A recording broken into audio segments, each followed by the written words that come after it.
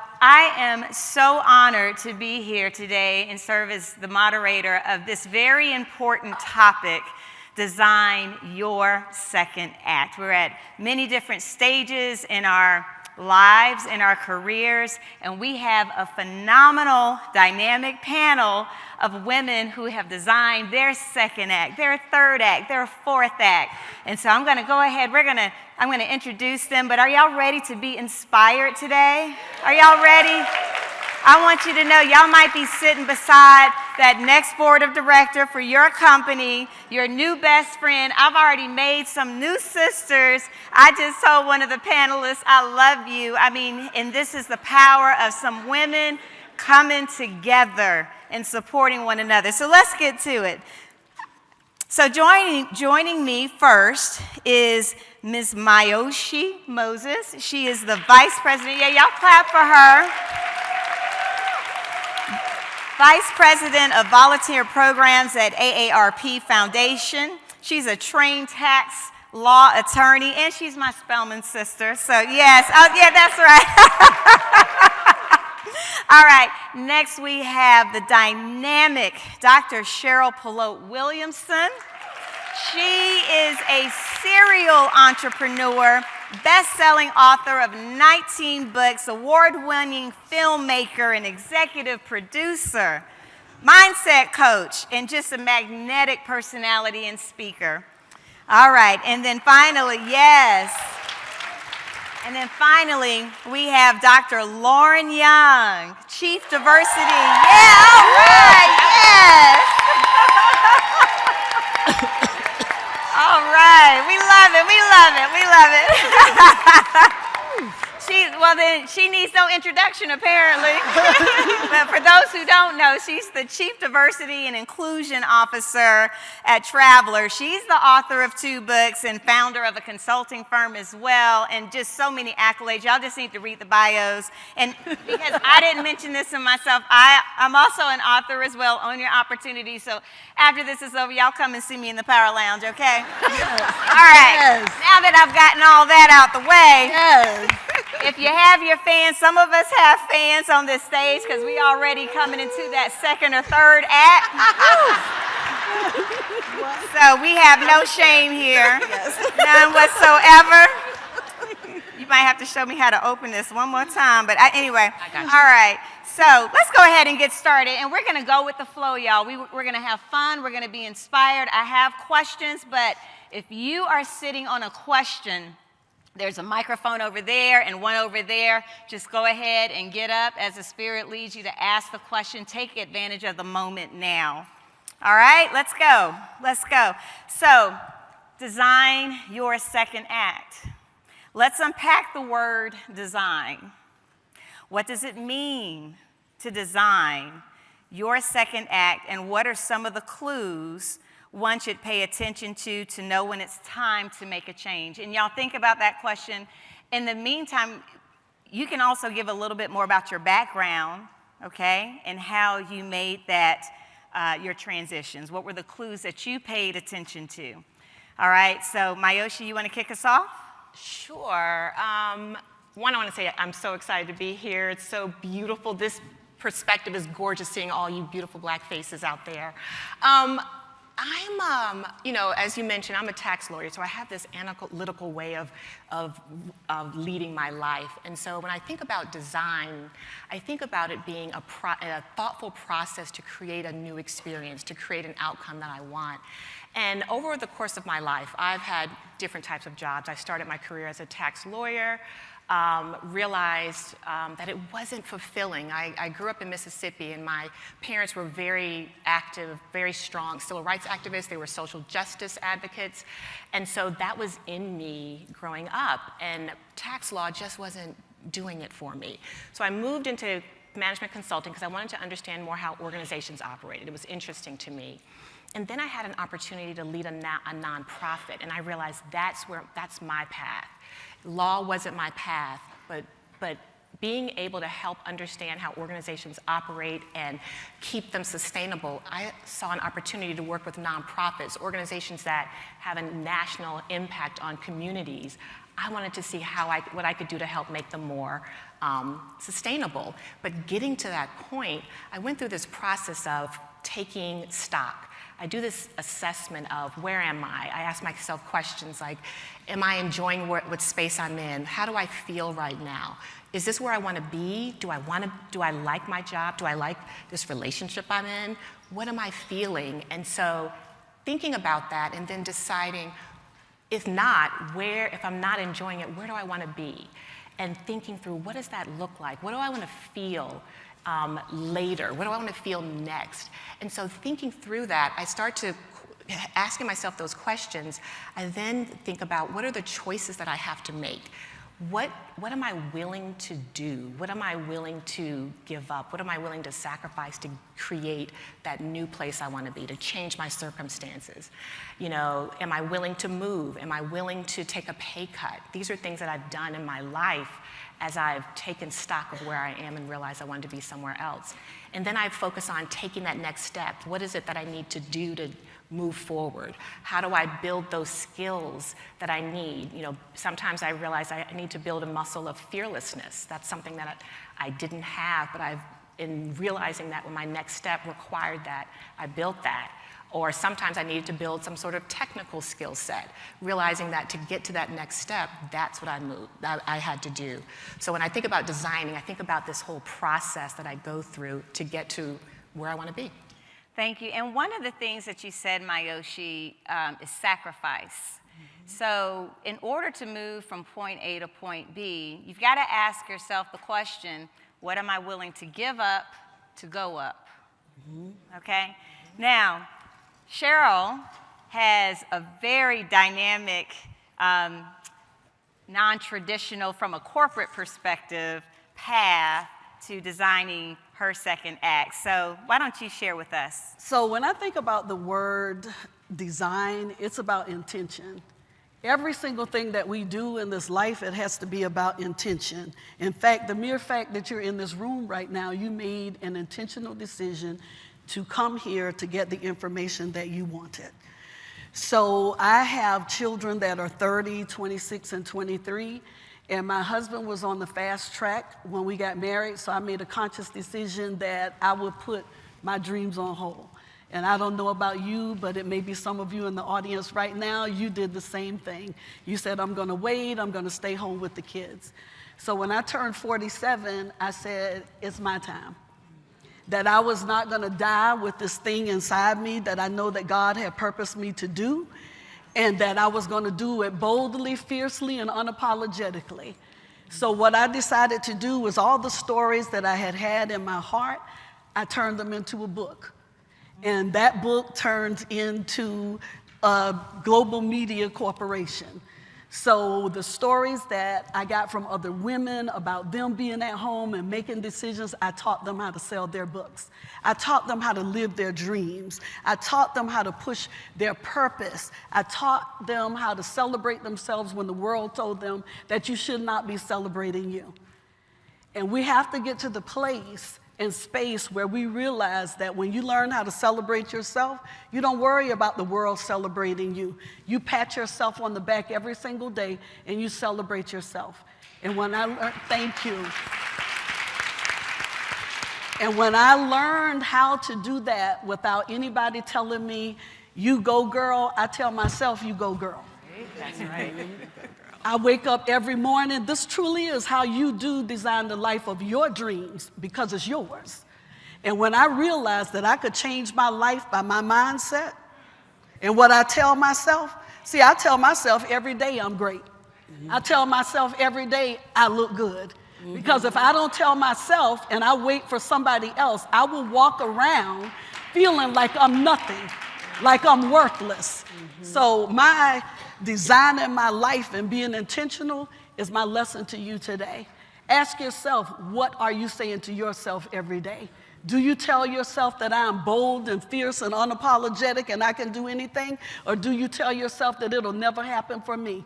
I don't know about you, but I don't. It took me 6 years to get to this stage, but I told myself every day for 6 years that I will speak, that I am speaking on this stage at the Black Enterprise Women of Power Summit.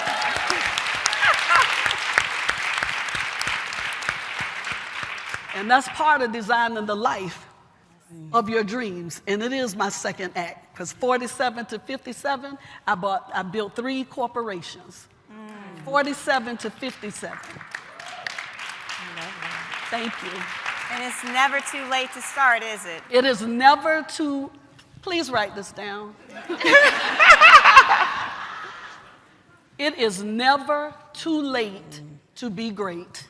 That's right. Yes. As long as you are breathing, you have the opportunity to fulfill your dreams. You do not want to leave this life or be on your deathbed speaking, I wish I had. You don't. You want to leave a legacy in this earth knowing that you will not live forever, but I know this. I won't live forever, but I know I'll leave a legacy that will. Yes, very good. Love it. Love it. All right, and I'm looking at the microphones to see if any questions you might have, but I'm going to keep going because I have questions. Lauren, okay, tell us, what does design mean to you? Tell us even more a little bit about your background. You've got a very diverse background, so what did that look like? What did those different stages look like, and any kind of practical tips that helped you that could help our audience? Absolutely. So for me, design starts with a vision. And you have to have an idea of what you want your life to look like. Otherwise, you're going to stay stuck in the same spot forever. Last year, I was on a panel here at Black Enterprise Women of Power Summit where we talked about progress and not perfection. And I admitted to a crowd about this size that I am a recovering perfectionist. Still type A. I still analyze things from so many different areas, but I've gotten to a point where I can make progress and not let that stop me. But before that, when I was very, very young, I was basically living someone else's vision of what my life should be like. I'm seeing a lot of head nods, so you've all been there. You go to school, you make your parents proud, you make your siblings proud, you do everything that is asked of you. But for me, I was so bored, just incredibly bored. And it didn't dawn on me until I realized that this is someone else's idea that you're living. You don't have to do this. You have so many other skills, talents, capabilities. You can do whatever you want. So I was 25 when I left corporate America and decided to start my own business. I was very young, probably too young to realize how crazy of an idea that was. I mean, I had just started. I had been promoted 4 times in my company. I had interned with them. If anybody was a part of Inroads and the beautiful work that they've done to get us all acclimated with corporate America, I left all that behind. And there were dozens upon dozens of people who said, "Are you sure this is what you want to do?" My parents tried to talk me out of it for the 2 weeks after I gave my 2-week notice. They're like, "You can always take it back. You can always go back." And they were just like, where we come from, everybody worked so hard. Generations before us worked so hard so you can be right where you are. Why would you throw it away? And I'm like, because that's not what's for me. That's not what I should be doing. So I started my company, and I told my husband, if I didn't not necessarily turn a profit, because that's hard in the first year, but if I didn't get any business, if it didn't kick off in a year, I would go back and get a real job. And I ended up running my business for 10 years. I wrote, Thank you. I wrote 2 books. I hired women for my company who looked like me and who were different from me. So when we walked in to do a pitch proposal meeting, everybody stopped and turned. And they wanted to know, how are you finding such diverse talent that is excellent and doing this? And I said, well, where are you looking? Exactly. Because it didn't take me long to find these folks. If I'm out here, you can find more of me. I am not a monolith. There are people in this room who are uber talented, but you just haven't been told that. You haven't been able to break out of what you're currently doing right now. So for me, I've always had a vision. And if that vision changes, then I need to change to adapt to that vision. Wonderful. All right, I see someone. We have our first question. All right, what's your question, ma'am? I just want to say first, it's an honor to be in this room and receiving the pour from you women. as you initially started speaking, I was like, I'm supposed to be here. So something that the Lord had asked me was, what are you willing to sacrifice? And he asked me this a few weeks ago. And my question is, how do you capitalize on the second act when in the moment it's not generating income? Let me answer that question. So I was in 20 years, corporate America for 20 years. Most of those years I worked for an excellent company. You all may be familiar with it, Chick-fil-A. I don't really tout that, to be honest with you, because I'm building my own brand and I'm not riding on the coattails of anybody else's brand. But let me tell you, at the height of my career, I was my most miserable. I had so much visibility internally, externally, and making so much money, and that was a sacrifice. I was 41 years old when I left corporate America. Now, that was 7 years ago, almost 8 years ago, so you can do the math, all of that.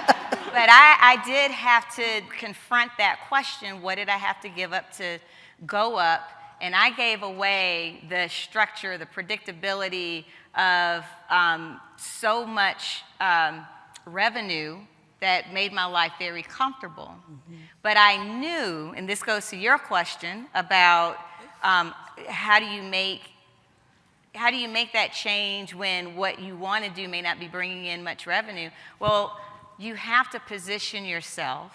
You have to definitely plan. I retired mentally from corporate America 2 years before I resigned physically. I resigned mentally before I resigned physically. And in that 2-year time, I had to make sure my finances were in order. All right? I had to make sure that I had seed money set aside for my business. I had to make sure that I had a team. I had to and even before all that, I had to be clear about my vision, because it really does start there. And I was very prayerful, and I was wanting to know, God, I know there's something you have for me, and I had to tap into the things that I know that I'm really gifted at. And it took a period of prayer, planning, preparation, because I don't believe in just jumping. I don't think there's wisdom in that. I do think you need to be very intentional about that next step, right? I had to design that second act. So for me, because of my preparation, and granted, I had the advantage of making a very strong income, also being single and no kids, and I'm just being real and honest about that. Not to say that if you are married and have kids, you can still design that second act too. You just have to make different choices, different sacrifices. So that's what helped me. My preparation helped me absorb the pandemic. It helped me to still live a certain lifestyle while I was continuing to build my business. So that's what I would say. Did anybody want to add to that? For me, it was the know and the knowing. Even though I was told no on many fronts, we're not going to buy your product, we're not going to seed into you. And that's very hard when you know that you need that in order to go to the next. But I will tell you, for me, it was that knowing that if God told me to do this thing, that He would bring the people, the promise, and the resources to pass.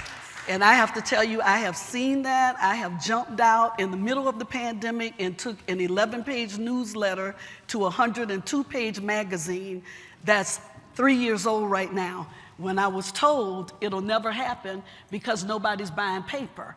Well, see, the thing is, if you're in here for the second act, most second act people, we don't really like digital. We want paper. Am I right? Yeah, when I'm on the flight, I want papers to turn. I don't have to worry about where is my cell phone gonna die. So, sister, I want to tell you that if God has placed something in your heart, You don't need the world to endorse it. You just keep moving and doing that thing that he has told you to do, because he will bring it to pass. He will have you sitting here on this stage, not knowing when it was going to happen, but knowing that it will. So you stay focused, you stay steadfast, and then you need to get to the place where you don't need anybody to endorse what God told you to do. And I want to tell you this, and I'm going to be quick, and why? Because why would you think that you need a human being to endorse something that you said that God told you to do? There should never be a second on anything that God said do. Thank you so much. Thank you. Thank you for that question. Thank you for being the first person to ask a question. All right. Are you okay? We have another question. Yes. Thank you so much. When you talk about design, my question really is around how do you pivot and shift when you feel like you're sinking? And so it's kind of pivoting on what the other young lady said. So retired, had to come out of retirement, have been building my business for 11 years. My husband passed away, and so look to go back into the workforce to keep income coming in. 61 applications later, 61 denials, and feeling like, what do you do? So That's a great question. Anybody want to, Lauren, are you want to take a stab at that, or you want to start? That's 61. That's a hard number. 61 rejections. But look at you. You're right here with us today. thank you. Yes. And I'm glad, and thank you for even mentioning your age, because one of the things that we had talked about as a panel, or questions that we were contemplating, is that what does it look like? What does the reinvention process look like for women who are in their 40s or 50s or 60s in your case? Yeah, 66 to be exact. Amen. Wow. Wow. Restate the exact question for me. Say it again. Restate the exact question. So basically what I'm finding is I'm dealing with ageism, dealing with being overqualified, have a master's, have a doctorate, went through all of that. And so I do have a business, and it's not at this time generating revenue, although I've been seasoned in my business. So what do you do? How do you navigate? My husband passed away. Yesterday was a 2-year anniversary. And so I saw the run rate. And I've gone through last year like 5 accelerators and trying to get ahead of seeing that my revenue was depleting. 6 months ago, I was like getting back into the job market, saying, okay, I make sure that I am not unhoused, and that I can keep my house unsheltered and unhoused.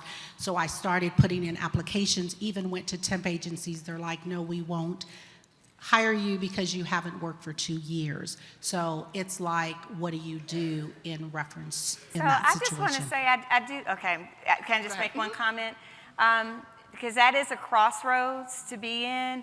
And this is, in the moment of an impasse, I think you have to be super clear about what it is that you want. Now, if you, for this business idea that you have, and I'm just going to speak from a personal experience. Like, I mean, I had to apply for some grants, right? I had to tap into some resources through my network, to perhaps fund a specific campaign for me. There are different types of government grants or SBA loans that you might consider. So just tapping into that resource as well. I typically find that there's a lot of funding for small minority businesses. And so you may have to do your part to research that and to tap into and apply for those different loans so that you can generate more revenue to develop your business idea or your business in general. So tap into those resources that are available now. But also, this is honestly the life of an entrepreneur. I mean, you have highs, you have lows. There was one year around the pandemic when all of my speaking engagements were canceled and everything was done virtually, and I had really nothing to come in, and I had to tap into my savings. I had to figure out, okay, God, are you sure this is what I'm supposed to do? Because I knew that that's what I was supposed to do, but the reality is I have found that my vision and your vision has to be tested before it can be trusted. So if you give up on your idea when things get hard, then you have to ask yourself, how much do I believe in this? But meanwhile, you may, if you need to apply for, different temporary job opportunities to supplement your life, then I think there's wisdom in that. You got to pay the right, on-time bills. Right now, there's a saying, you got to take care of the real-time expenses in your life. That's right. So go ahead, Mioshi. I was going to add, this panel is being sponsored by AARP. There are so many resources that we have within AARP and the AARP Foundation that can be helpful to you. So I would encourage you, we can talk after this, I can share more specifically, but I would encourage you to seek out those resources. Thank you. That's great.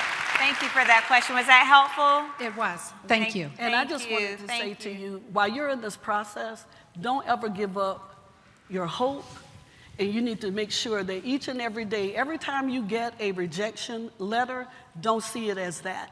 You have to speak life over yourself, because if you start to speak down, that is what will appear in your life. That's right. If you say it'll never happen for me, it's always happening for everybody else, it will never come. This I can tell you for certain. Surround yourself with people who may be in the same situation right now that you are, and then you all need to get together and look for you a mentor or a sponsor that will understand and get you to a table that will open up that door of opportunity for you, because they exist. But if they don't know you exist, it's hard for you to connect to them. So I want to encourage you, I want to implore you to keep going, keep the faith, because everything that you want in your life is on that other side of you believing what's possible. Absolutely. Thank you. Thank you. All right, we're going to just go back and forth. Okay, are y'all good with this? We're good. More questions? Okay, go ahead, ma'am. Good morning. My name is Carrie Gatewood, and I work for the federal government during the day, but at night I'm a style coach when I'm not working. And so this conversation is so great because, and I just want you guys to speak on it. I work with a lot of women, a lot of corporate women, a lot of women in transition, and they don't understand that your appearance can make you people pass you by for opportunities.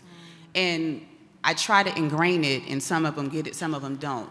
Especially when you're in transition into other phases. There are things that you can do to not, and we know that America, ageism, it is what it is. But there are things that you can do so that you do not appear to be as seasoned, but still knowledgeable and able to go out at 60 years old, 70 years old, and potentially work for a corporation. Mm-hmm. So if you could just speak on that, or if there's, because I cringe because women, they miss a lot of opportunities. Well, this is just the way that I am. Well, no, we all have to show up, put on our best faces. We don't have to look like what we're going through or what we've been through.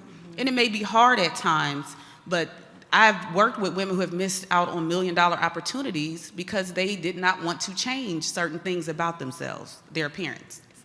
And not just physical appearance, you mean attitude as well? Well, attitude, but more so your clothes speak volume before you even open up your mouth when you walk into a room. Yes. And so the way you show up, it has a lot to do with someone wanting to partner with you, want you to come on their podcast, want you to come on their talk show. How are they going to show up? So you may have $1 million idea, but they can't get past the way, and we're not talking about like physical in terms of weight, but just your appearance, just taking the extra time. I want Lauren to take that question about bringing your best version of yourself to work or to any space. So Lauren, what are your thoughts? Absolutely. And fear is rough. Fear is really, really tough for us to manage through. So if we don't see others around us that represent us, going into those opportunities. You're saying $1 million deals Oh, yes. that people may have missed out Yes. on. If they don't have, to Cheryl's point, mentors, sponsors around them who have been through things like that, who can inspire them to go for things like that, it is really hard. We shouldn't define ourselves by our age, by our job titles, by where we came from, any of that. And once that all starts to seep in and start to shape who we are, that's when we start shutting ourselves out for those opportunities. So the people that I talk to, I make sure that they can see all different facets of themselves. The people that I mentor from intern level, even those who are more senior than me, still, I tell them, you reflect something very specific to a group of people, and you have to be confident in that. If you're not confident in that, it's going to show. You can walk through the door and people will say, they're not ready. This is not for them. And that's hard. It's really, really difficult to see yourself pass up an opportunity. You know before you leave the room if you've got it or you don't. So I would just say make sure that you don't let those things define you or your clients, the people that you're working with, and show them there are other ways that they can define themselves. And can I just, and I'm coming to you, I also really want to encourage that everyone in this room be mindful of their own executive presence. Because executive presence, when you unpack that, it's not just about confidence, it's about how you communicate, your timing in that communication. It's about your appearance, and it's about your gravitas. And so if you want people to take you seriously, if you want to inspire confidence in others, for them to see a higher potential in you, then you have to bring your best self. You have to be mindful of how you look. But you also have to have an awareness of the culture of that organization or the environment that you're in. And if you don't have that level of awareness, and you just come in wanting to, ignore certain elements about that particular culture that, that can come across as disrespectful. So I would encourage people to study just executive presence and what that really means. It feels intuitive, but really when you shuck it down, it's about inspiring confidence. And you want to inspire confidence by the way that you appear, by the way that you speak, by the way that you listen, by the way that you ask questions, and also being a subject matter expert in what you do. You want to add to that, Cheryl? I was just going to say, Carrie, I 100% agree with you, and just in total transparency, like 5-6 years ago, I had someone come and tell me, they just said, you need to work on your wardrobe and the different things if you want to be a part of the film industry. You're on red carpet, so you can't show up in jeans and a t-shirt and expect that the people who are interviewing you are going to want to take pictures and get the word out for you. So I did just like you said, Carrie. I hired this amazing sister because it's an investment. I'm investing in me. Because you are, whether you work for whatever corporation, this is what I want you to know. You are your brand. You are your own personal brand. So how you show yourself, that's your brand. So if you're always late, that's how you're branded. You're always late. So Carrie, I agree. So I always show up. Some people get intimidated, but that's not their problem. That's mine. That's their problem, not mine. You're supposed to show up in the room like you're supposed to be in the room. You're supposed to show up in the room like you own the room. So when you walk in, they should feel your presence without you having to say a word. It's kind of like a scripture. You shouldn't have to tell people I'm saved and Holy Ghost filled. They should be able to see it by the life that you live and how you treat people. Correct? So it's the same thing. People are visual. They are visual. So what do you want to represent when you show up in the room? And I want to be clear on this because I don't want anybody to walk away saying, oh, she told us we needed to go and buy this or that. That's not what I'm saying at all.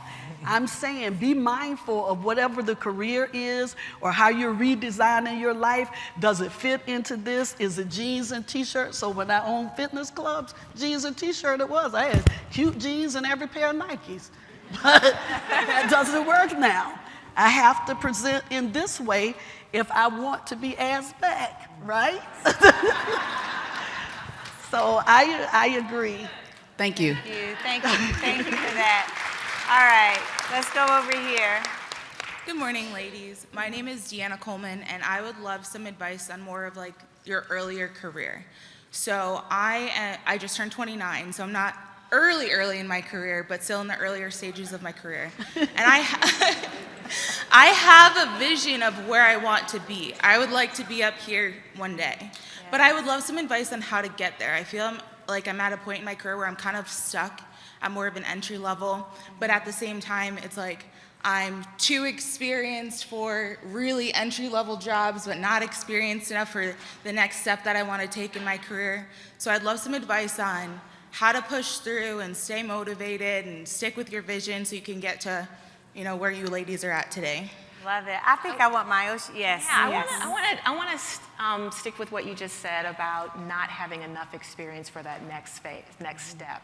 I think we as women, and particularly as Black women, have this sense of perfectionism. We have to completely master where we are and then also master that next step before we even take that step. And I think you are ready right now. I think so too. You believe that you are ready for that next step. So if you know that and believe that, then you can plan out how to get there. If you know that you're ready, you have what it takes to do that next step, you can figure it out. You can develop your plan. You can find the people that you need to talk to. You can find the classes you might need to take to make you, if you need to feel even more confident, but you're ready. So take that and go with that. Yes. Thank you. Yes, love it. Thank you. Thank you.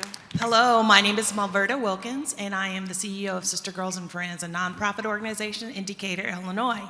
So my question is, how do we get access to like that next level information for our second act? So I think that AARP does an excellent job with sending out newsletters and information and different things like that. And in my organization, mostly everyone there are millennials, so I get a lot of information from them. Like, those people are so sharp. I love them.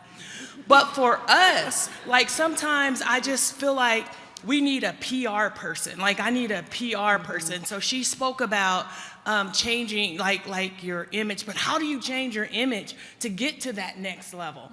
Where's that information, or where do you find those people at? When I feel like I live like in not a desert, but I don't have access to a lot of minorities and a lot of minorities things because I live in central Illinois.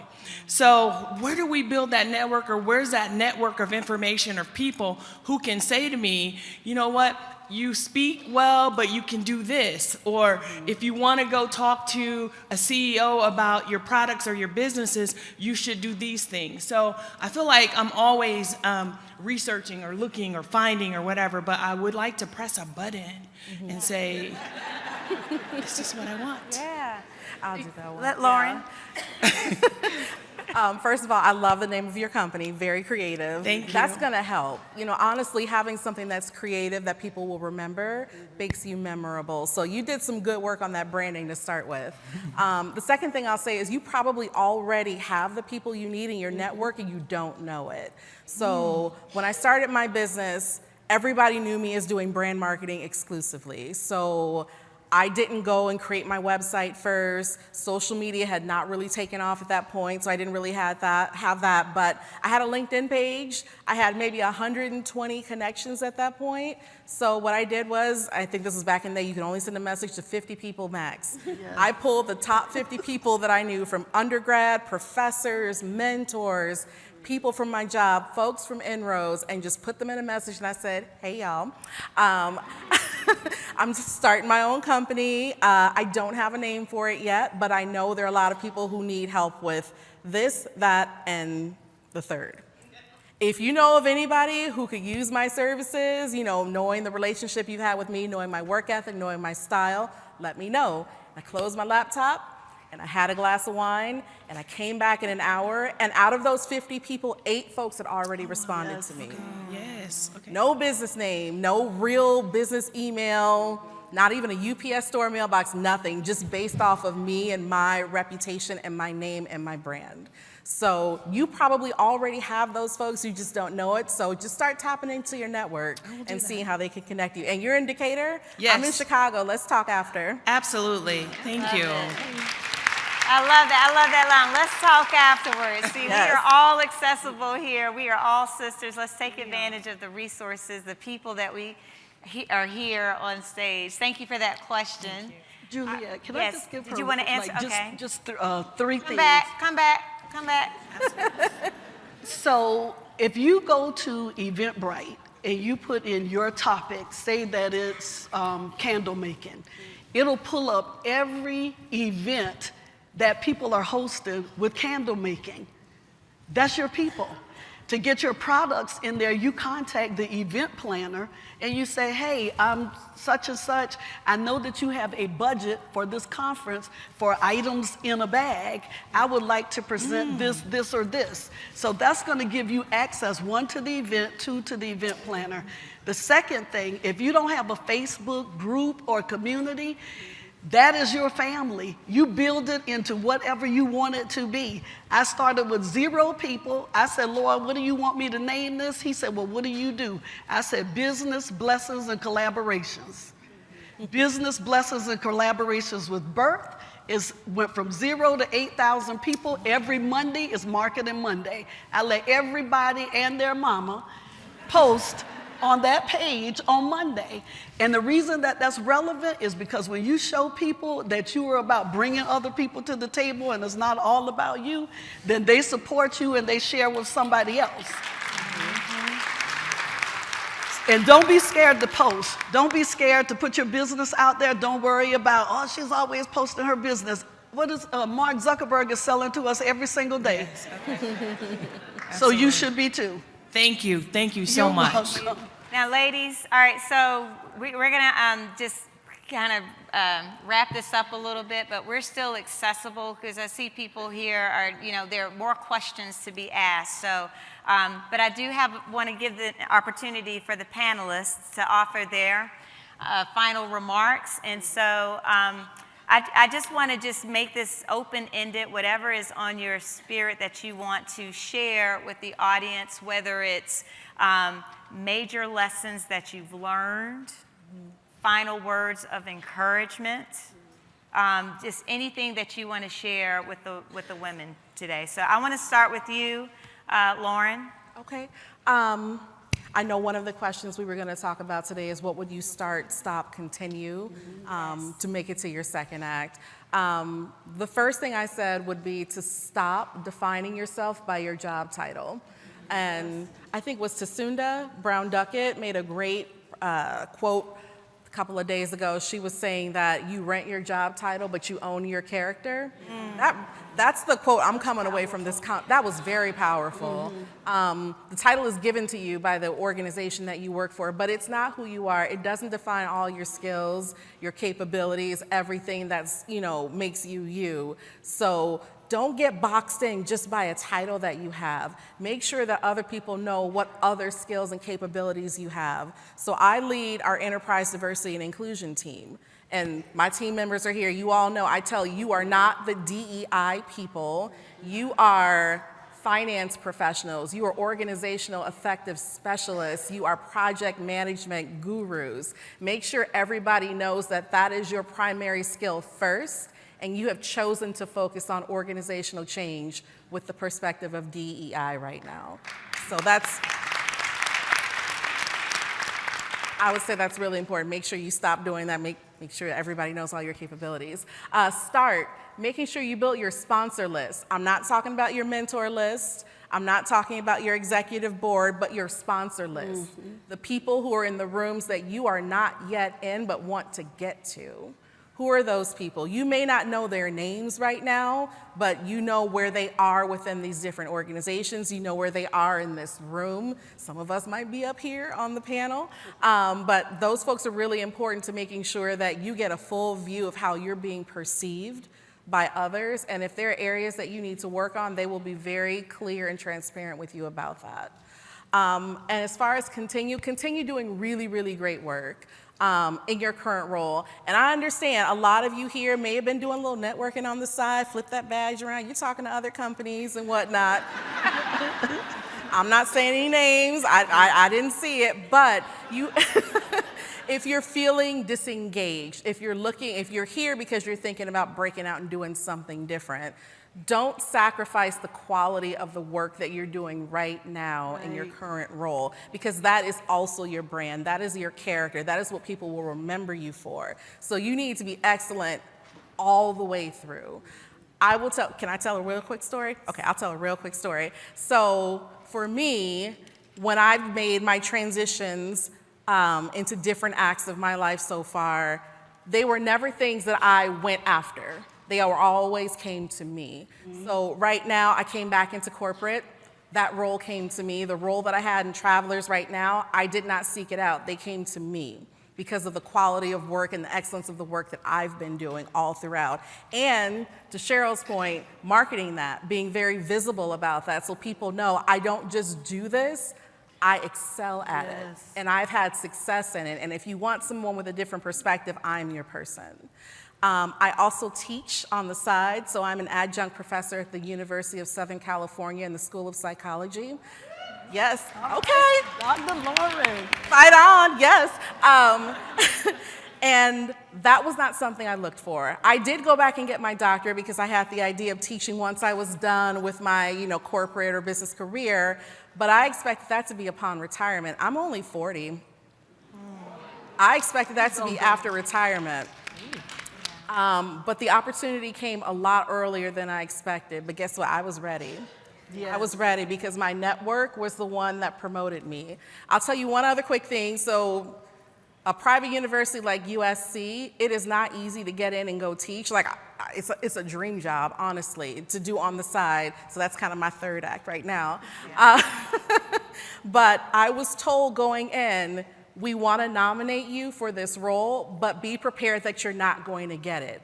And I was like, well, what kind of promotion is that? Like, I don't think I want this. And they said, at least in the School of Psychology, there are 33 tenured professors, and every one of them have to make a unanimous decision on you for you to get in as a professor.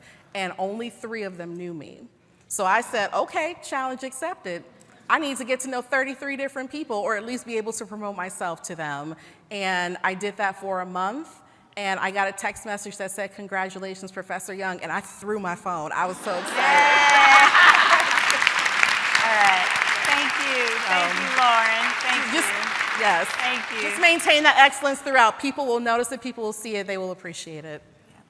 Thank you, Lauren. Thank you so much. And she's only 40, and look at what she's done, and she's still going. Give her a round of applause. Mioshi, I want to give you an opportunity to just share some parting words or advice, encouragement, whatever's on your heart, start, stop, keep doing, or just any major lessons that you want to pass on. I think for me, embracing change. Change is inevitable, and it's always happening. It's going to be scary, but it also can create great opportunity, and it's going to happen at any age. So what you want to do is be able to be prepared for it. How do you embrace it? How do you prepare yourself for what do you want to do next? It's going to be something different. What are you willing to sacrifice? What do you know about yourself? Are you ready? And really, when you ask yourself that question, make sure that you are not limiting your answer by the barriers that have been placed in front of us as Black women, the racism that we may experience, the sexism, the ageism that we may experience. Don't limit your answer, your response to that question. And if you don't, then you can really take full advantage of whatever opportunity you see, whatever you want to do, whatever you decide is your next step, your second act, you can make that happen. And so believe that you have it, because you all have it right now. Believe that whatever else you need, you will get that, and it will take you there. Thank you. Give her a round of applause. And Cheryl, just inspire us with some words. Inspire us, Cheryl. Keeping in line with the second act, I want you to clearly know that it starts in your mind. It is the power of your mind. So whatever you say to yourself every day is absolutely what will manifest in your life. So if you say that you're a best-selling author, write it down. If you say that you are a filmmaker, write it down. Then after you write it, you have to see it before you see it. See, I saw the stage before it was possible. I saw you before it was possible. For those of you who have dreams that you feel like they will never come true, if you say that, they will never come true. But I want you to walk away knowing today that you should never live so deeply in other people's dreams that you never fulfill any of your own.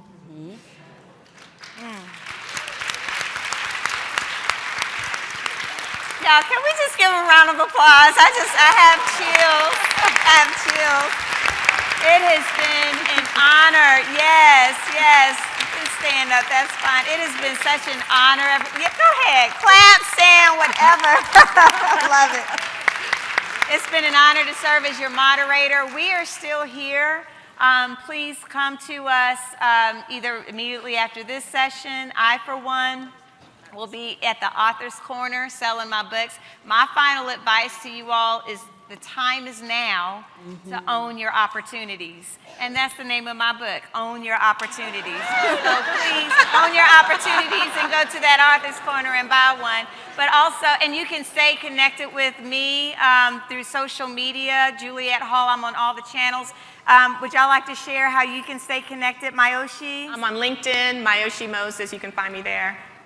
I will actually be in the ballroom. As they said, I have 19 books. I didn't bring all 19, but I'll be in the ballroom selling books. You can follow me on social media at Dr. Cheryl P. Williamson on Instagram. And then my magazine is CherylMagazine.com, social media, website, and everything. And I will just give the cell phone number real quick. If you look for inspiration every single day, you need just that pick-me-up, you can text me the word affirmed at 214-833-9615, 214-833-9615, and I send words of affirmation out every single day without fail, whether I'm in the country or not in the country. You will get those words of affirmation, and that is my number, and nobody has access to the information. Yes. And Lauren? Sure, it is 214-833-9615, 214-833-9615, and just text the word affirmed.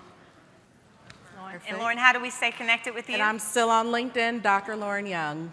All right, you all enjoy the rest of the conference. I hope you all are inspired. You are powerful. Y'all have a good day.